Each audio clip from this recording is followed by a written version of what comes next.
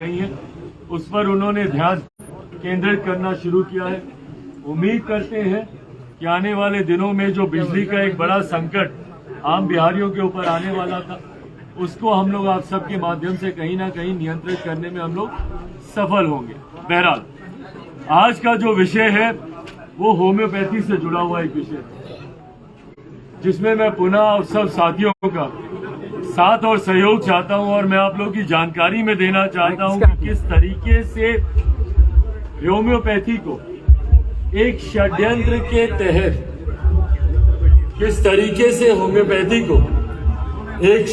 के तहत समाप्त करने का बिहार में प्रयास किया जा रहा है। होम्योपैथी हो, आयुर्वेदिक वेदा हो, ये ऐसी मेडिकल ऑल्टरनेटिव्स हैं जिसको लंबे समय से भारत जैसे देश में खास तौर पर लंबे समय से जिसपे लोगों का विश्वास रहा है, लोग इसका इस्तेमाल करते रहे हैं। और ऑल्टरनेटिव के तौर पर जो व्यक्ति एलोपैथी में नहीं जाना चाहता, कई ऐसे लोग हैं जिनका विश्वास होम्योपैथी पर है और जो इसका सेवन करते हैं, इस पे विश्वास रखते हैं, इससे लाभ वो लोग पाते हैं। और एक बड़ी आबादी है आज की तारीख में जो होम्योपैथी पे अपना विश्वास रखती है। भाई मैं खुद होम्योपैथी पे विश्वास रखता हूँ।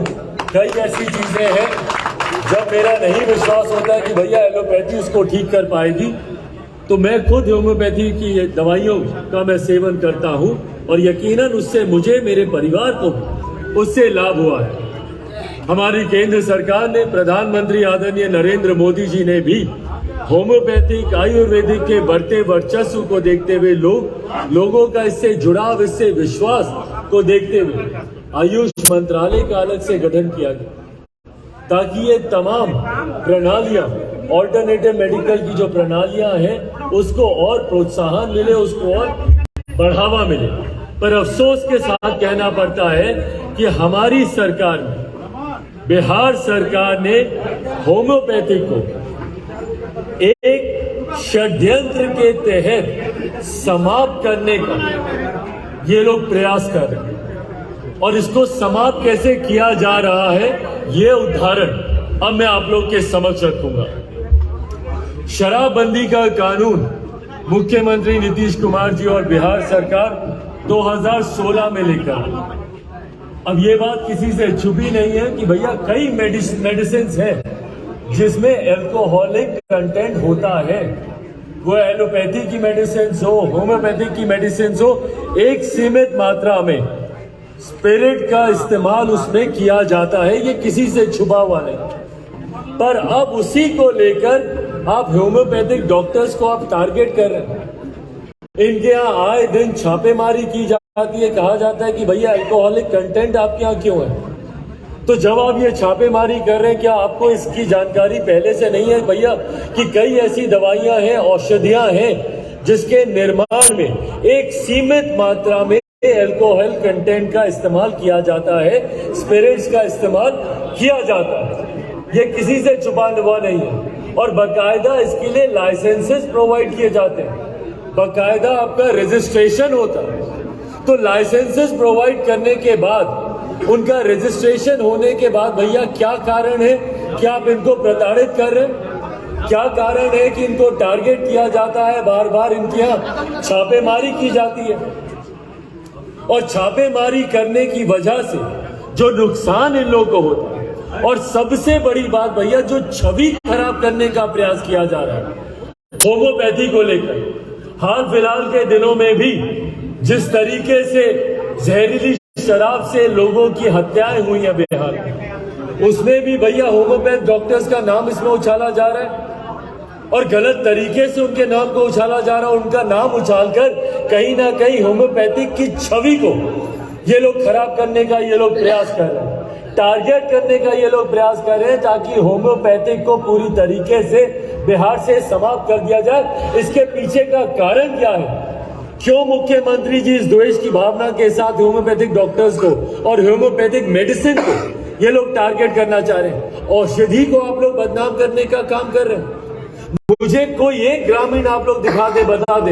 आप लोग भी गांव गए, हर एक जगह आप लोग गए, कोई एक ग्रामीण बता दे जो कहे कि नहीं भैया होम्योपैथिक की हम दवाई लिए थे या हमारा परिजन लिया था, उसकी वजह से उसके ये हालात हुए। हर कोई बोल रहा है कि भैया जहरीली शराब पिए।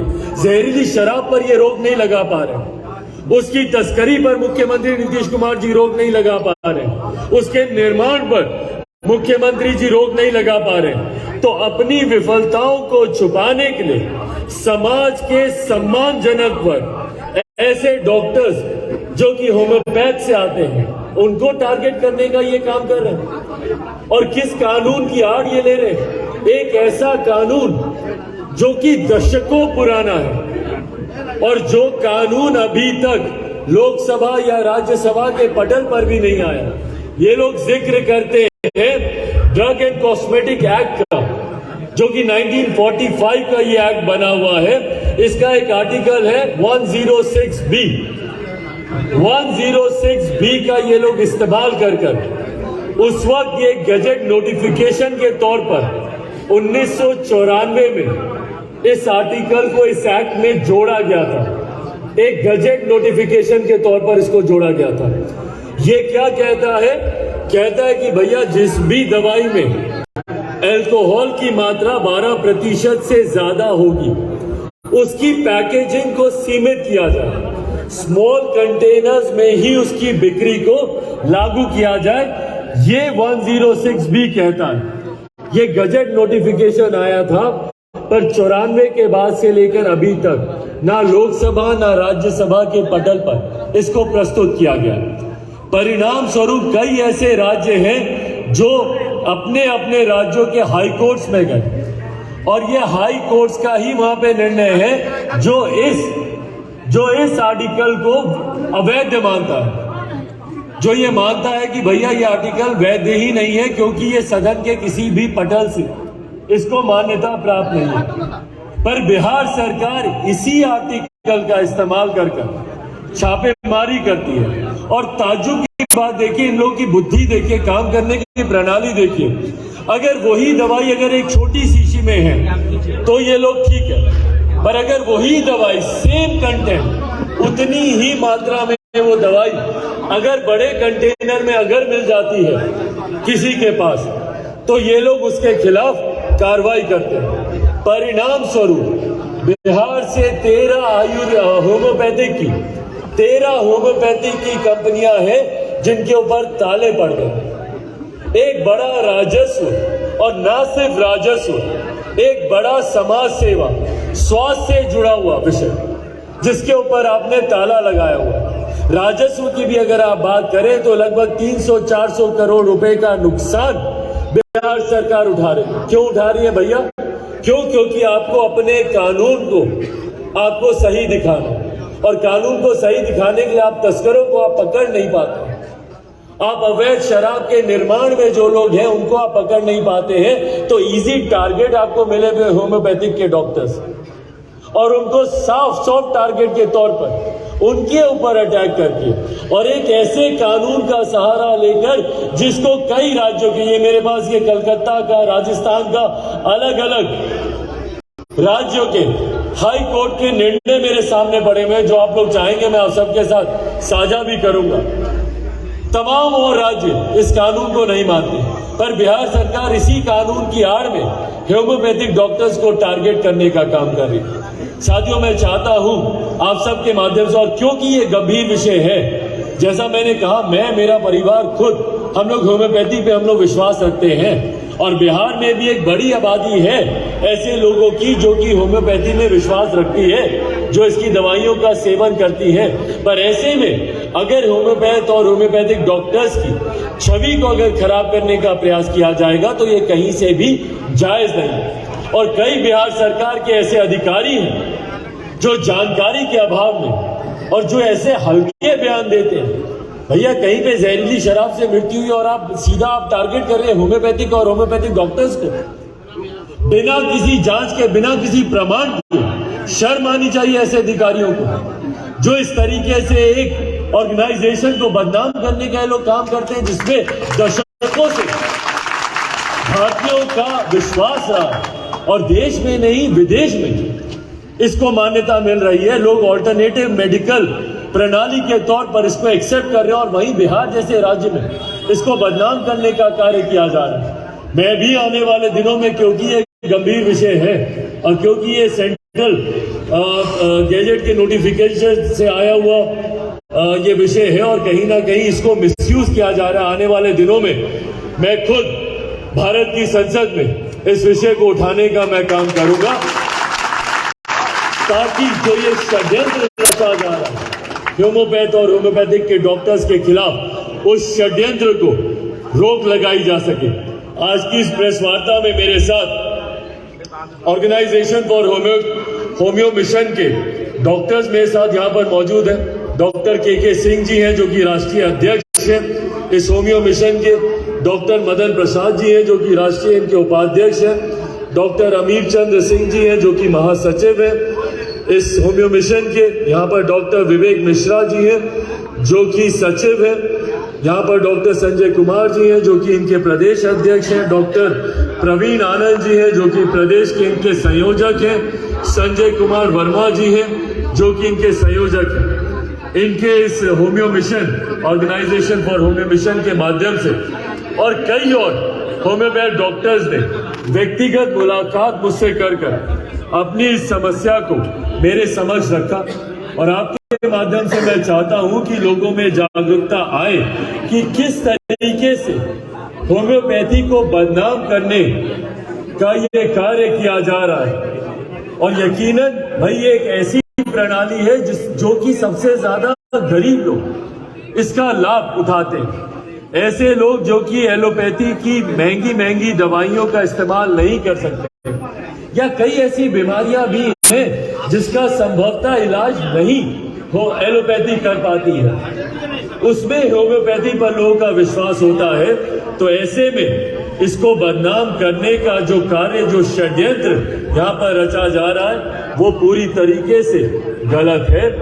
अगर इतना ही गलत लगता है तो भैया क्यों लाइसेंसेस आप देते हैं, या क्यों मान्यता प्राप्त इनको दिया जाता है, क्यों इनका रजिस्ट्रेशन किया जाता है। एक तरफ आप इनका रजिस्ट्रेशन कर रहे हैं, एक तरफ इनको लाइसेंसेस मिलते हैं और वहीं दूसरी तरफ आप इनके ऊपर इनको बदनाम करने के लिए शराब की तस्करी जैसा आरोप इनके ऊपर लगाते हैं। बुद्धिजीवी वर्ग से आने वाले ये लोग जिन्होंने राष्ट्रीय अंतर्राष्ट्रीय स्तर पर देश को ख्याति प्राप्त कराने का जिन लोगों ने काम किया, उनको शराब की तस्करी के साथ जोड़ा जा रहा है। और उसके पीछे कारण सिर्फ इतना है क्योंकि आपकी विफलता है भैया, क्योंकि आप शराब के तस्करों को, जो कि सही तस्कर हैं, उनको आप पकड़ नहीं पा रहे। सीमावर्ती इलाकों से आप शराब के आयात को आप रोक नहीं पा रहे।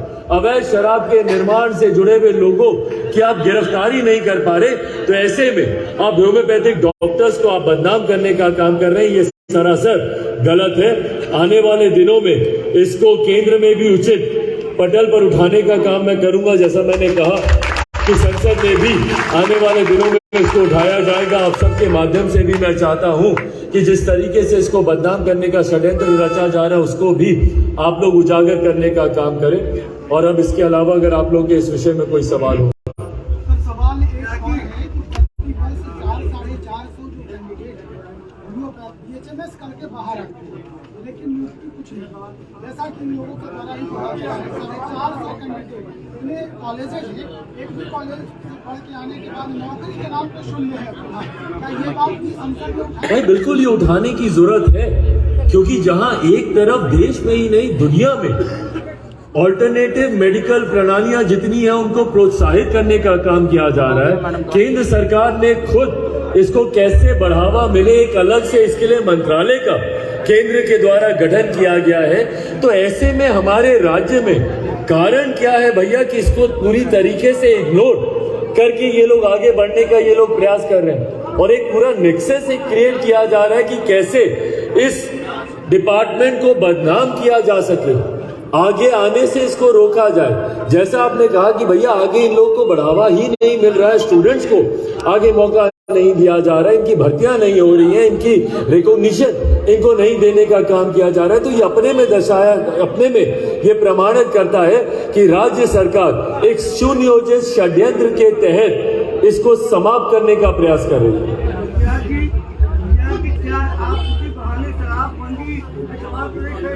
भाई बिल्कुल शराबबंदी पे सवाल खड़े होते हैं और आप अपनी विफलता का ठीकरा दूसरों पर नहीं फोड़ सकते हैं मुख्यमंत्री जी।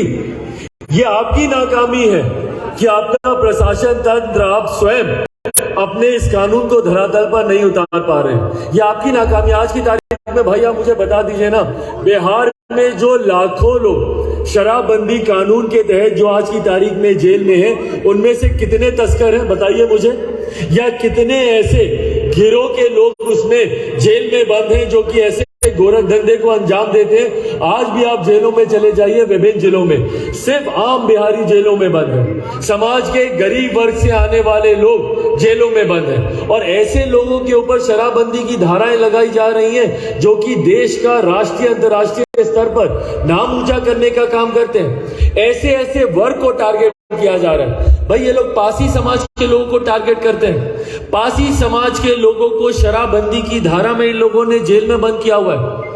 भाई आप ताड़ी और शराब, इसमें मुख्यमंत्री जी को फर्क समझ में नहीं आता। एक प्राकृतिक पदार्थ है भैया, आप उसको शराबबंदी की धारा में लेकर आ रहे हैं और जो प्राकृतिक पदार्थ को जो बेचने का काम कर रहे हैं आप उन पे शराबबंदी की धारा लगाकर आप उनको जेल में बंद कर रहे हैं। और सेम काम आप यहाँ पे आयुर्वेद के डॉक्टर्स के साथ कर रहे हैं। औषधि शब्द को ये लोग बदनाम करने का काम कर रहे हैं। भाई ये औषधि है, शराब नहीं है ये। और ये अल्कोहलिक कंटेंट हर मेडिसिन में कम ज्यादा मात्रा में इस्तेमाल होता है। साइंस भैया मैंने भी पढ़ी और जिसने भी पढ़ी है वो जानता होगा इस बात को कि सीमित मात्रा में इसका इस्तेमाल किया जाता है। पर उसी को हाईलाइट कर आप न सिर्फ होम्योपैथिक को बदनाम करने का आप काम कर रहे हैं बल्कि अपनी विफलता, शराबबंदी से जो आपकी विफलता हो रही है, और यही कारण है भैया जहरीली शराब से कोई मर रहा है और वहां का एक वरिष्ठ अधिकारी ध्यान दे रहा है कि भैया इसमें होम्योपैथिक दवाई का लेना देना है। ताज्जुब की बात हो रही। ऐसे अधिकारियों पे कार्रवाई होनी चाहिए जो ऐसे हल्के बयान देते हैं और जो समाज को भ्रमित करने का काम करते हैं, उन अधिकारियों पे भी कार्रवाई होनी चाहिए। आपके प्रदेश अध्यक्ष पर पार्टी तोड़ने का आरोप लग रहा है, कहा जा रहा है कि वो आपके चाचा के संपर्क में। भाई कौन लोग ऐसी हल्की बातें कर रहे हैं मेरी जानकारी में नहीं।